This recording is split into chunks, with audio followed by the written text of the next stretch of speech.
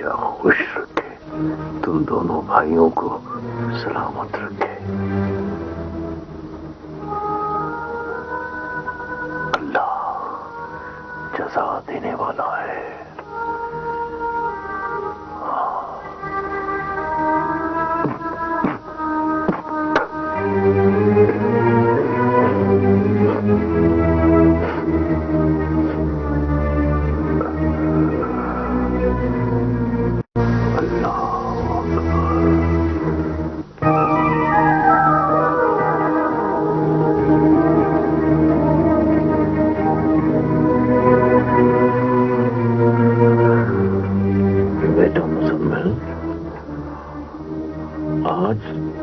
ذوالحج کی کیا تاریخ ہوگی؟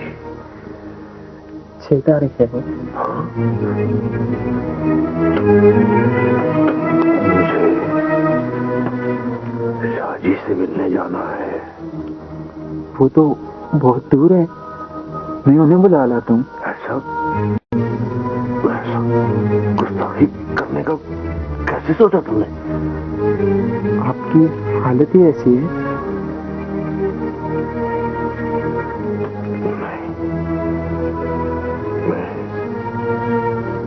میں جا سکتا ہوں، میں جاؤں گا، بس تو مجھے لے چل۔ ٹھیک ہے، میں گاڑی لے آتا ہوں۔ نہیں بیٹا، مجھے پیدل جانا ہے۔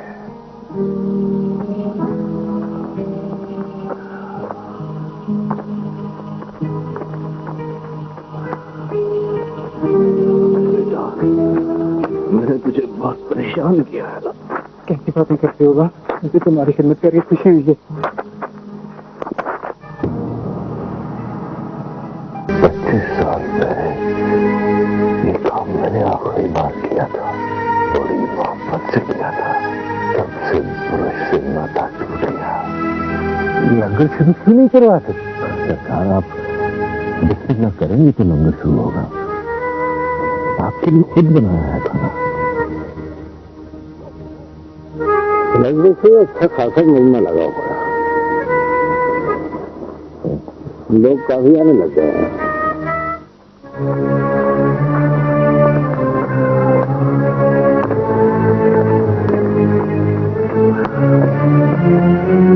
بیٹا، میں نے تجھے بہت پریشان کیا ہے نا۔ کیسی باتیں کرتے ہوگا، مجھے تمہاری خدمت کر کے خوشی ہوئی ہے۔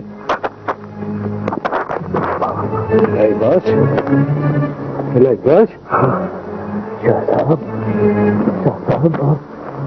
آپ کہاں جا رہے تھے؟ چلے تم بیمار ہو تمہیں دیکھنے کے لیے آ رہا۔ کیوں گناہگار کرتے ہیں شاہ صاحب؟ میری زندگی میں تو یہ ممکن نہیں ہے۔ اچھا الہی بخش، اب کیا ارادہ ہے؟ آپ کے ساتھ آپ کی گھر چلوں گا۔ اور ضد کرتے ہو شاہ صاحب،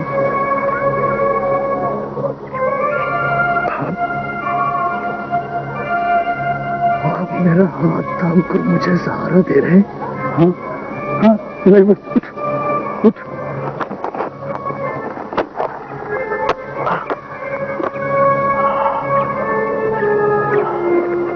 مجھے اب کسی سہارے کی ضرورت نہیں ہے۔ بیٹا جاؤ، میں الہی بخش کو خود گھر چھوڑاؤں گا۔ جا آؤ الہی بخش۔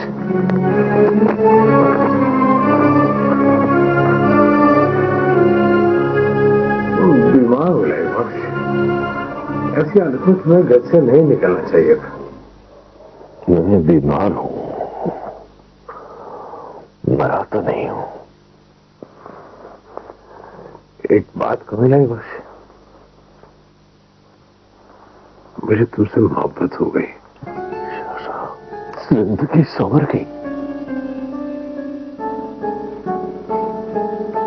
بہت آسان ہو گئی۔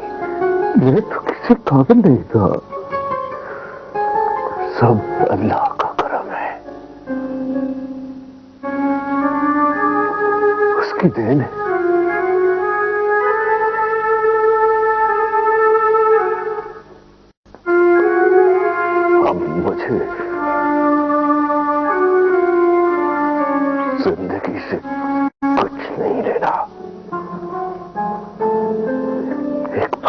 सरकार। कॉल है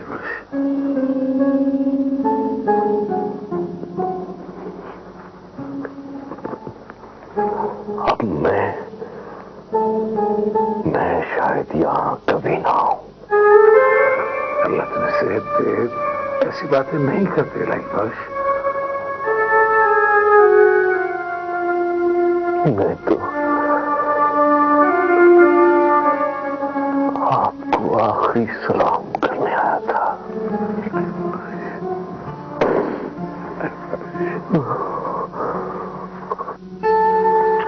अब्बा, मैं डॉक्टर को लेकर आता हूँ। हाँ नहीं लिया बेटा, तबीयत अच्छी नहीं है तेरे अब्बा की। अच्छा भाई, कल तक अगर ठीक ना हुआ ना तो डॉक्टर को ले आना। नहीं अब्बा, अभी बुला लाते हैं। कोई जरूरत नहीं है बेटा, तुम लोग बैठे रहो मेरे पास। देखो बेटा, कोई भी क़यामत तक नहीं जीता। सबको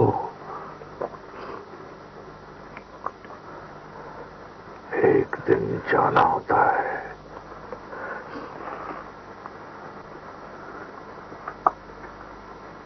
हाजरा,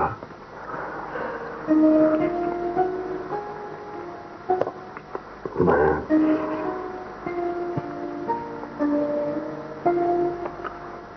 तुम्हें कुछ नहीं दे सका।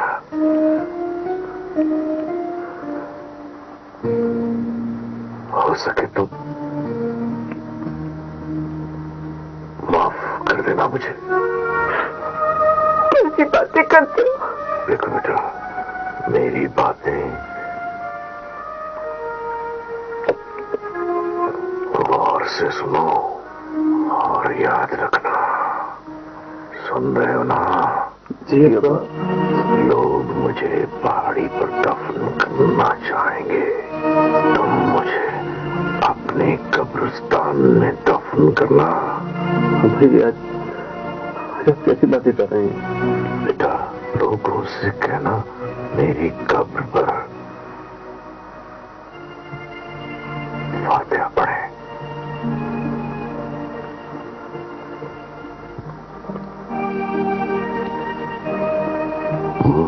बाजार नहीं बनने देना बेटा। मैं किसी काबिल नहीं था।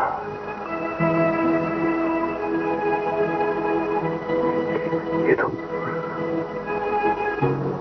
लोगों की दिलाजारी से बचने के लिए मैं झूठा पीर बन गया। और सुनो बेटा, ये लंगर का सिलसिला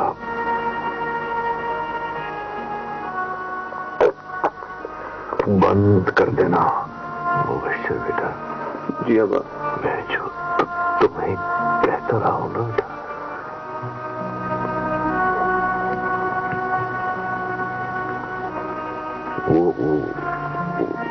वो ही करते रहना।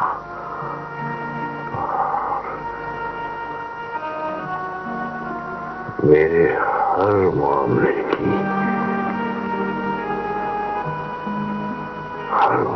का मशवरा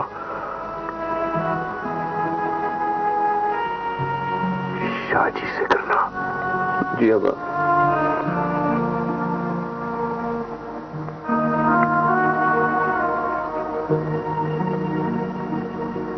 मेरे लिए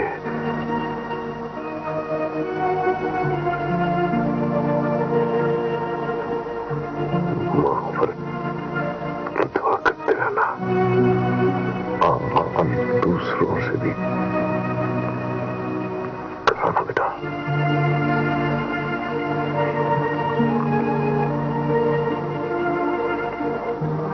बस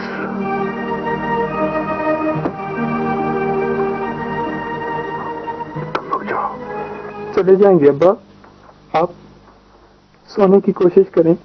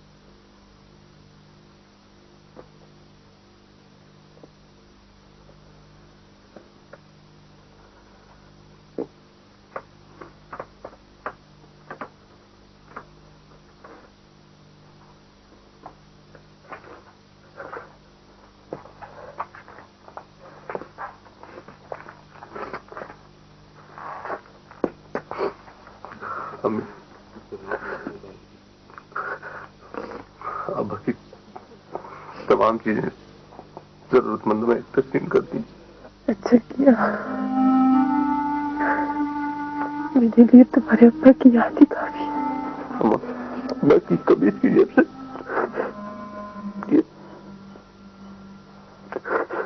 یہ چابی ملی ہے. اس کے بکسے کی ہوگی. بکسے میں کیا ہے اماں؟ پتہ نہیں.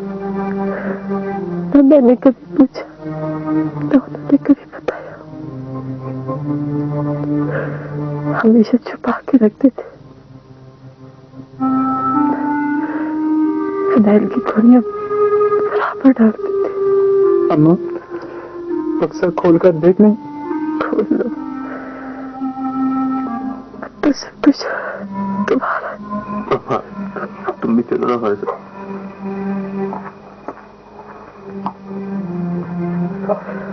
نہیں یہیں گیا.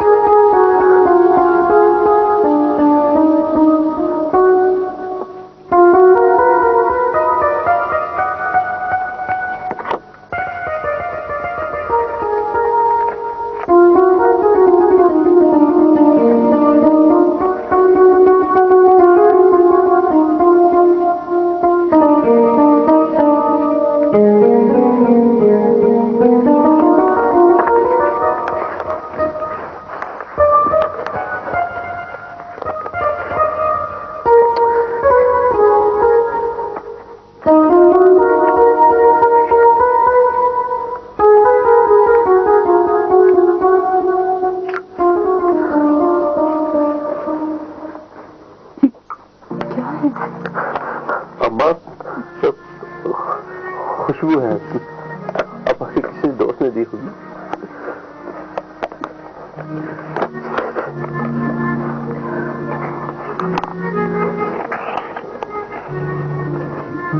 کیسے خوشبو پھیلتی جا رہی ہے, بڑھتی جا رہی ہے.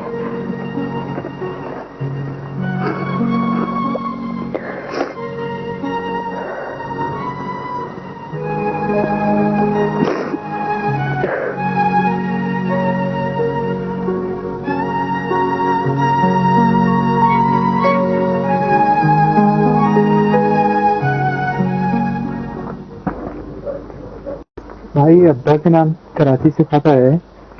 کس نے بھیجا ہے؟ کوئی وکیل ہے آفتاب حسین. کھول کر دیکھ لیں. مبشر کیا ہے یہ؟ کس کا خط ہے؟ اماں ابا کے نام یہ خط آیا کراچی سے، مزمل اسے کھولنا چاہ رہا ہے۔ نہیں، تمہارے ابا نے کہا تھا کہ ان کے ہر معاملے میں شاہ جی سرکار سے مشورہ کرو۔ ٹھیک ہے ماں، ہم یہ خط شاہ صاحب کے پاس لے چلتے ہیں۔ چلو بھائی۔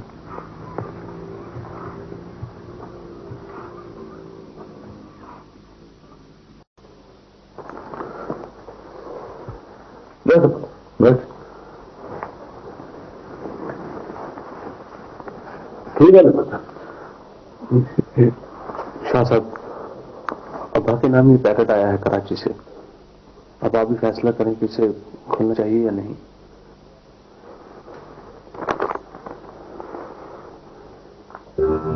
کون جانے یہ پیکٹ بچوں کو باپ کے بارے بتاتا تھا۔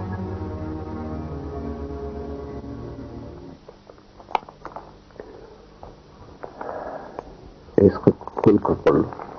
شاہ صاحب آپ اسے کھول کر دیکھیں اور بھی فیصلہ کریں کہ اس کا کیسے ہو جائے۔ ابا نے بھی ہمیں یہی ہدایت کی تھی شاہ صاحب۔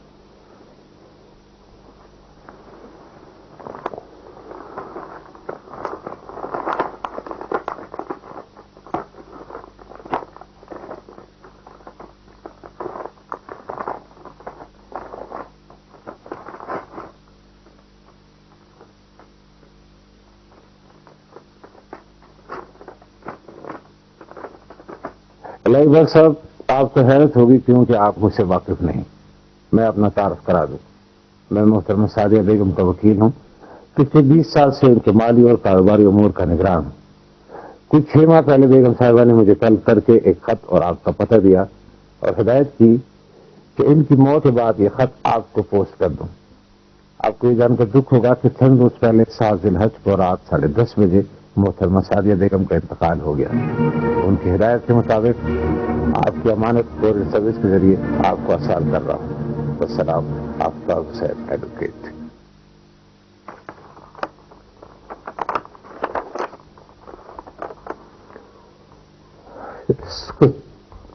تم پڑھ لو،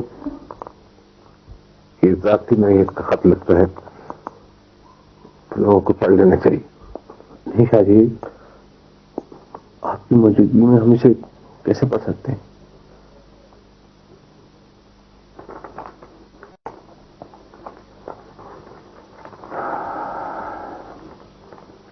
علائی بخش تو لوگوں کے سامنے اپنی ساری زندگی کھول کے رکھ دینا چاہتا تھا۔ اس نے مجھ سے یہ بات کی تھی، لیکن وہ بے بسی محسوس کرتا تھا کہ آپ لوگوں کو کیسے تھے۔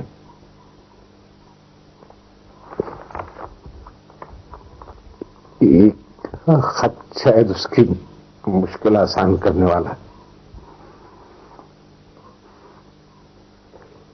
اس خط سے شاید تم اپنے باپ کو سمجھ سکو۔ اس کو کھولو، پڑھو، یہ تمہارا حق ہے۔ شاہ صاحب، ابا نے ہمیں وصیت کی تھی کہ ان کے ہر معاملے میں آپ سے رہنمائی حاصل کی جائے، اس لیے اب آپ یہ خط کھول کر پڑھیں اور مناسب سمجھے تو ہمیں بھی پڑھنے کی اجازت ہے۔ میں ایک مرنے والے کی ذاتی زندگی میں داخل ہو رہا ہوں، کون جانے اس میں کیسے کیسے راز ہو۔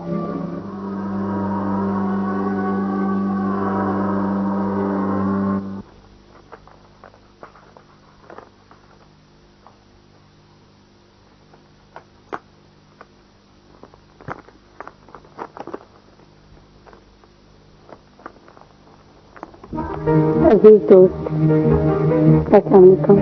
مجھے بھول گئے ہو نا؟ اچھا بھی تو بہت بیت گیا۔ درمیان میں کئی بار تمہیں خط لکھنے کو جی چاہا، لیکن سوچا وہ مقصد ہی فوت ہو جائے گا، جس کے لیے اتنی اذیت سے یہ خط تمہیں ملے گا تو میں اس دنیا میں نہیں ہوں گی۔ شرم آتی تھی، اسی لیے یہ سوچ رکھی کہ یہ خط میرے بننے کے بعد تمہیں پوسٹ کیا جائے۔ میری ایک بہت بڑی عزت تم سے وابستہ ہے۔ وہ غرض نہ ہوتی تو شاید اب بھی تمہیں خط نہ لکھتی. اس غرض کے لیے ضروری ہے کہ تمہیں یہ سب کچھ بتاؤں تاکہ تم میری غرض پوری کر سکو. اس خط میں کچھ اطرافات ہیں اور کچھ انکشافات. اس یقین کے ساتھ پڑھنا کہ ایک ایک لفظ سچ ہے. کوئی مرنے والا جھوٹ تو نہیں ہوتا. میں صرف سچ لکھ رہی ہوں تو بے حجاب ہو کر لکھ رہی ہوں. برا لگے تو مجبور سمجھ کر معاف کر دینا لیکن میری غرض ضرور پوری کر دینا. تم عمر بھر یہی سمجھو گے کہ تم نے مجھے پہلے دیکھا. حالانکہ ایسا نہیں ہے. میں نے پہلی بار تمہیں ساحل سمندر پر دیکھا تھا لیکن تم نے مجھے نہیں دیکھا. تمہیں شاید یاد بھی نہیں ہو. آج میں اعتراف کر رہی ہوں کہ مجھے پہلی ہی نظر میں تم سے محبت ہو گئی تھی. میں سوچتی تھی کہ یہ میرے ساتھ عجیب ہوا ہے. شاید تمہیں کبھی دوبارہ دیکھ بھی نہیں سکوں گی لیکن زندگی بھر تم سے محبت کروں گی. پھر ایک دن میں نے تمہیں تاریخ روڈ پر فٹ پاتھ پہ بیٹھے ہوئے دیکھا. میرا دل یوں اچھلا جیسے کوئی خزانہ مل گیا ہو. میں بہت خوش ہوئی. تمہیں اپنی طرف متوجہ کرنے کے لیے میں نے جان بوجھ کر بیگ نیچے کرا دیا. پھر قسمت تمہیں میرے گھر موسم بنا کر دی گئی. اللہ جنت نصیب کرے. میرے پاپا کو بہت اچھے انسان تھے. انہوں نے تمہیں پرکھا اور پھر میرا ہی ڈرائیور بنا دیا. کیا کر سکتی تھی؟ فیصلہ کرنے والے نے تو فیصلہ کر دیا کہ مجھے تم سے محبت کرنی ہے لیکن یہ معلوم نہ تھا کہ محبت کیسے کی جاتی ہے. یہ میں نے تم سے سیکھا. میں جانتی تھی کہ تمہیں بھی پہلی نظر میں مجھ سے محبت ہو گئی تھی. تم مجھے کالج لے جانے لگے تو میری آنکھیں خواب دیکھنے لگی. میں نے سوچا تمہیں ڈرائیوری چھوڑ کر بڑا آدمی بننے پر راغب کر دوں. میرے پاپا بھی غربت سے ہی اس مقام تک پہنچے تھے. پاپا تمہاری مدد بھی کرتے تھے لیکن تم سے گفتگو ہوئی تو میری آنکھیں کھل گئی. میں نے سمجھا کہ حقیقت پسندی کیا ہے اور اس کے تقاضے کیا ہیں. تم جو تھے وہی رہنا چاہتے تھے. اب میں سوچتی ہوں کہ تم ٹھیک تھے. تم میری خاطر سمجھوتے نہیں کر سکتے تھے. تمہیں مجھ سے محبت تھی تو اس کے لیے تم اس پر مجبور نہیں تھے. پھر میری سمجھ میں یہ بات آ گئی کہ تم نے مجھے پانے کا کبھی سوچا ہی نہیں. تم مجھے پانا ہی نہیں چاہتے. تمہاری محبت بے غرض اور بلند ہے. میں تم سے محبت کرتی تھی. تمہاری خاطر سمجھوتے بھی کر سکتی تھی لیکن میرے اور تمہارے انداز میں ایک بہت بڑا فرق تھا. تم محبت کیے جاتے تھے لیکن تمہیں میرے جذبات اور محسوسات سے کوئی غرض نہیں تھی. محبت مجھ پر کیسی اثر انداز ہوگی تم نے کبھی سوچا ہی نہیں. جبکہ مجھے تمہاری فکر تھی. میں تمہیں پہنچنے والی تکلیف کے ہر امکان سے ڈرتی تھی. میں نے محسوس کیا کہ شہر کی خواتین کے بارے میں تمہارے نظریات کچھ اور ہیں. یہ غلط تھے. میں تمہیں سمجھا سکتی تھی. تم قائل بھی ہو جاتے مگر میں نے ایسا نہیں کیا. مجھے تمہارے نظریات کی اس خامی ہی سے فائدہ اٹھانا تھا. اس لیے میں نے تمہارے لیے شاہد کا ہوا تخلیق کر ڈالا. میری سوچ یہ تھی کہ یا تو تم رقابت میں مبتلا ہو کر میری تجویز کردہ سمجھوتے کو قبول کر لو گے یا پھر مجھے برا سمجھ کر میری محبت چھوڑ دو گے اور نفرت کرنے لگو گے. اب سوچتی ہوں میری سوچ بچکانا تھی. دونوں میں سے ایک ساتھ بھی نہ ہوگی. شہر کی لڑکیوں کے بارے میں تمہارا نظریہ اور پختہ ہوگا. میں پیچھے نہیں ہٹ سکتی تھی. یونیورسٹی میں خود کو برا ثابت کرنے کی کوشش کرتی تھی لیکن تمہارا کچھ نہیں بگڑا. ہاں عشق کا مفہوم مجھ پر واضح ہوتا گیا. لائی بخش شاید میرا کزن الفائلہ کا شوہر تھا اور مجھے بہن کی طرح سمجھتا تھا. اسے تو پتہ بھی نہیں چلا کہ میں نے تمہیں کیسے بدگمان کیا. یونیورسٹی میں جب بھی تم میرا کسی لڑکی کے ساتھ جانے کا تصور لے کر واپس جاتے تو میں چھپ کر تمہیں دیکھتی رہتی. ممی ابتدائی سے تم سے چپتی تھی اور ان کا چلنا بے سبب ہی نہیں تھا. ماں بیٹی کی ہر نظر ہر لہجہ اور ہر خواہش پہچانتی ہے. تم نہیں جانتے کہ میں نے کتنی دردناک راتیں نیند سے لہریں لگائی ہیں. آدمی اچھا ہو مگر خود کو بدترین ثابت کرنے کی کوشش کر رہا ہو کیسی حیثیت سے گزرنا پڑتا ہے تم سوچ بھی نہیں سکتے. مگر اس کا نتیجہ کچھ بھی نہیں نکلا. یہ میری صحت تباہ ہونے لگی. پھر وہ واقعہ پیش آ گیا جب ممی نے تم پر چوری کا الزام لگایا. اس وقت میرے غم و غصے کی کوئی حد نہیں تھی. میں ممی کا کیا بگاڑ سکتی تھی. میں جانتی تھی کہ تم سچے اور خوددار آدمی ہو. مجھے یقین تھا جب تم ملازمت چھوڑ دو گے کہ مجھے اندازہ ہوا کہ تمہارا ایسا کوئی ارادہ نہیں. میں نے سمجھ لیا کہ تم مجھ سے یوں ہی بے لوث محبت کرتے رہو گے اور اپنی پوری زندگی ایسے ہی بگاڑ دو گے. اتنا اچھا آدمی ایسے انجام کا مستحق نہیں ہوتا. تو مجھے بھی یہ معلوم تھا کہ ممی ہر روز کسی نہ کسی بہانے تمہیں ذلیل کرتی رہیں گے اور تم میری محبت کی خاطر سب کچھ سہ لو گے. الہی بس میں تمہیں ایک کامیاب انسان دیکھنا چاہتی تھی. میں نے فیصلہ کیا جب تمہارے جانے کا وقت آ گیا ہے. وہ بہت تکلیف سے فیصلہ تھا اور نتیجہ حاصل کرنے کا جو طریقہ میں نے اپنایا وہ زیادہ اذیت ناک تھا. اس وقت میں نے خود کو تمہارے سامنے بالکل گرا دیا، خود کو دلیل کر دیا. مگر مجھے اس بات کی خوشی تھی کہ اب تم مجھے بھول جاؤ گے، اپنے گھر واپس جاؤ گے، شادی کرو گے اور اچھی زندگی گزارو گے. میری اسی حرکت نے تمہیں جانے پہ مجبور کر دیا. تم جا رہے تھے تو میں تمہیں چھٹی سے دیکھ رہی تھی.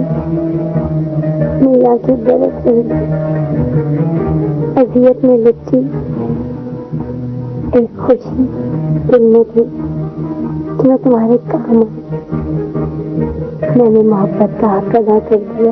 میں اگلے ہی روز تمہارے کوارٹر میں گئی. مجھے امید تھی کہ نفرت کی وجہ سے تم نے میری دی ہوئی چیزیں چھوڑ دی ہوں گی، لیکن وہاں تمہاری پرانی قمیض کے سوا کچھ بھی نہیں تھا.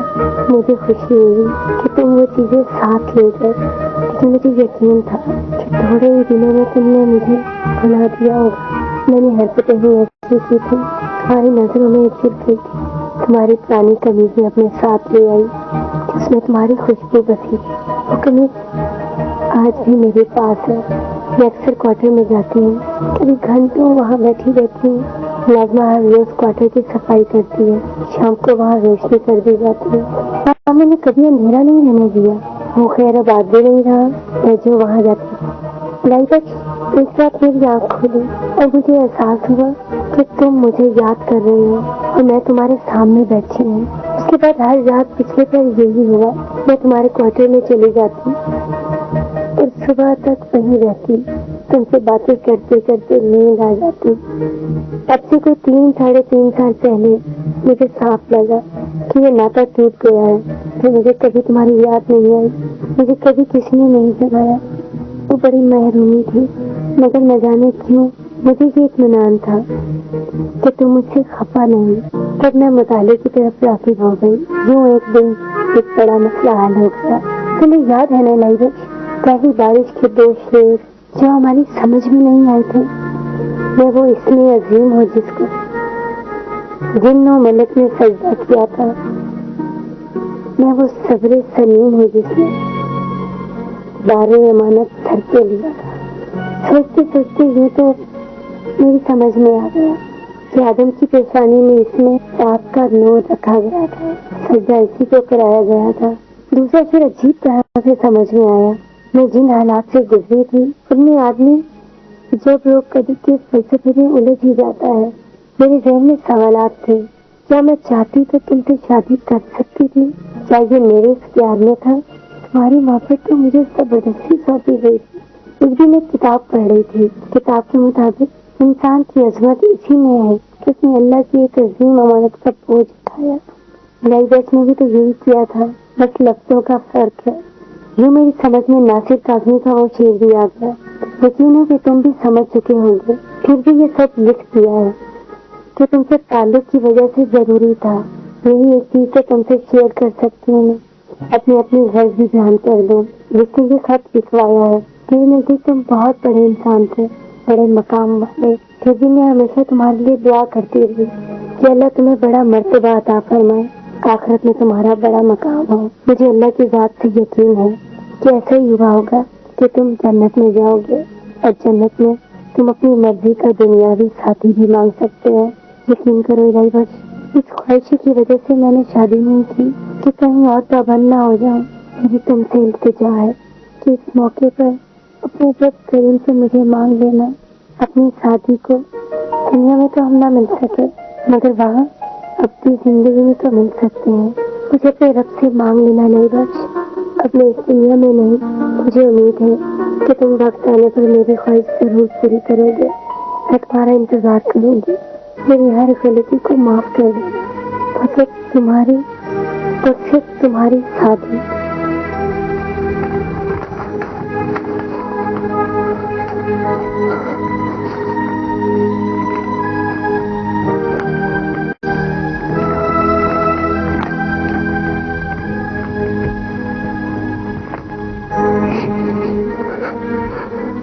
इलाही बख्श,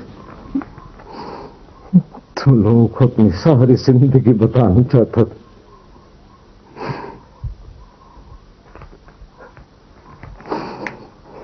अल्लाह ताला ने उसकी ये मुश्किल भी हल कर।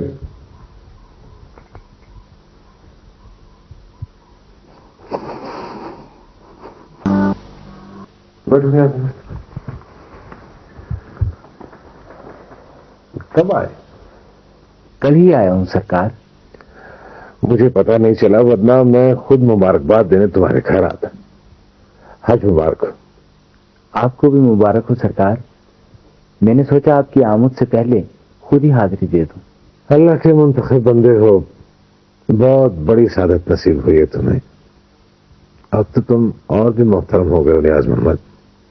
गुनाहगार न करें सरकार, जो मिला अल्लाह के करम से और आपकी दुआओं से मिला है। और तो सब ठीक है ना नियाज मोहम्मद? अल्लाह का करम है सरकार। ये कुछ तोहफे लाया था आपके लिए।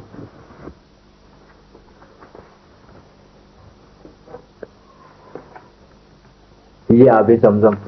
जज़ाकल्लाह जज़ाकल्लाह। सुना है सरकार इलाही बख्श फौत हो गया। हाँ, मौत तो सबके लिए है। अल्लाह उसे अपने जवाब रहमत में जगा दे। बहुत नेक आदमी था इलाही बख्श। मैंने सोचा सरकार आपकी कदम बोसी के बाद इलाही बख्श के घर दुआ के लिए जाऊंगा। आप चलेंगे ना सरकार? हाँ, क्यों नहीं। उसकी कुछ अमानतें हैं मेरे पास। हज से वापसी पर कराची में रुकना पड़ गया, इसलिए इधर आने में कुछ देर हो गई।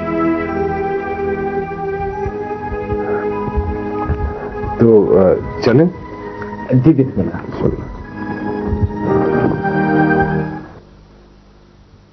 तुम्हारे बाप का सुनकर दिल बहुत खफा हुआ। बहुत भला आदमी था वो। सरकार दुआए मग़फ़िरत कर लीजिए। अल्लाह मग़फ़िर हो। अल्लाह अकबर, अल्लाह अकबर, ला इलाहा इल्लल्लाह, अल्लाह अकबर, अल्लाह अकबर, अल्लाह। इलाही बख्श की कुछ अमानतें हैं मेरे पास। ये तस्बीहें और जानमाज़, और ये छोटे बेटे के लिए टोपी है। ये आबे जमजम, और ये बड़े बेटे के लिए शॉल। अब्बा ने ये चीजें आपको कब दी? हज के बाद एक दिन रोज़ा रसूल करीम सल्लल्लाहु अलैहि वसल्लम के सामने मिला था। मैंने उसकी खैरियत पूछी तो उसने कहा अल्हम्दुलिल्लाह मैं ठीक हूँ। मैंने पूछा ये तुम्हारे हाथ में क्या है? उसने कहा ये दुआओं की किताब है। मैंने कहा मुझे दिखाओ। उसने मुझे दिखाई और मुझसे कहा कि कहाँ से किसको क्या क्या देना है। मैंने कहा ये काम तो तुम खुद भी कर सकते हो इलाही बख्श। वो मुस्कुराया और कहा बस तुम मेरा ये काम कर दो। लेकिन अब्बा तो हज पर गए नहीं थे। हज पर जाने से पहले सारे पैसे खर्च हो गए थे उनके। लेकिन मैं खुद मिला उनसे। नहीं, इंतकाल से एक दिन पहले 4 में मिले थे। ये ठीक कहते हैं नियाज़ मोहम्मद। हज से 3 दिन पहले इलाही बख्श फौत हो गया। लेकिन मैं कसम खा के कह सकता हूँ कि वो इलाही बख्श था। नियाज़ मोहम्मद, इनका कसूर नहीं है, बात कुछ और।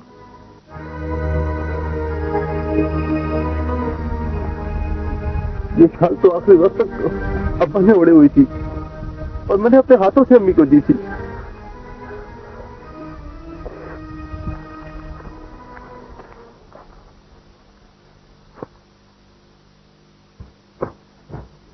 अम्मा, अम्मा, क्या क्या हुआ मुबशिर? क्या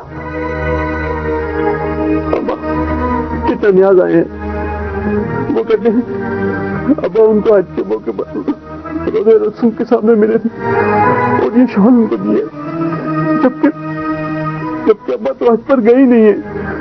और आप जरा संदूक में शॉल देंगे।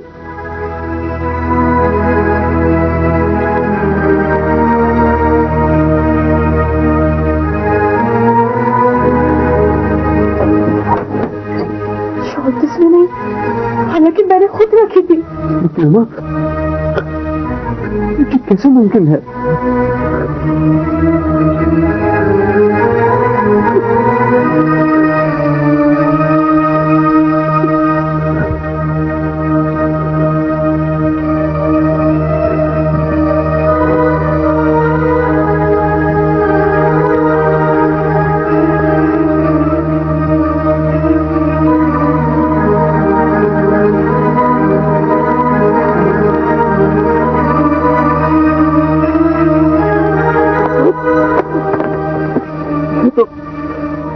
ये तो वही शॉल है।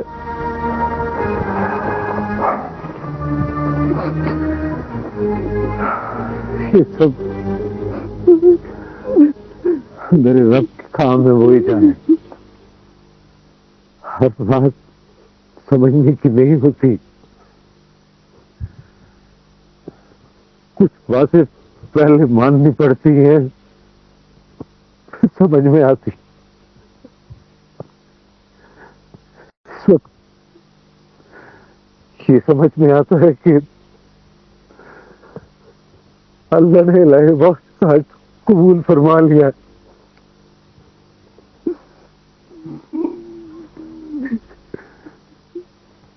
तुम लोगों से कह रहा हूं, मैं चाहता हूं ये बात हम लोगों के दरमियान में रहे, कभी किसी के आगे इसका जिक्र नहीं करना। लोग इसे झूठ समझेंगे, तुम्हारा और सिलाई बख्श का मजाक उड़ाएंगे। ये सच,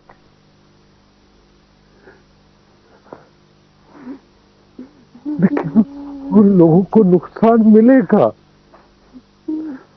और जो लोग इसे सच समझेंगे वो इलाही बख्श की कब्र को पूजना शुरू कर देंगे, वो भी नुकसान में रहेंगे। याद रखना, इलाही बख्श कोई वली नहीं था, वो एक आम नेक बंदा था। उसका एक ही बस था,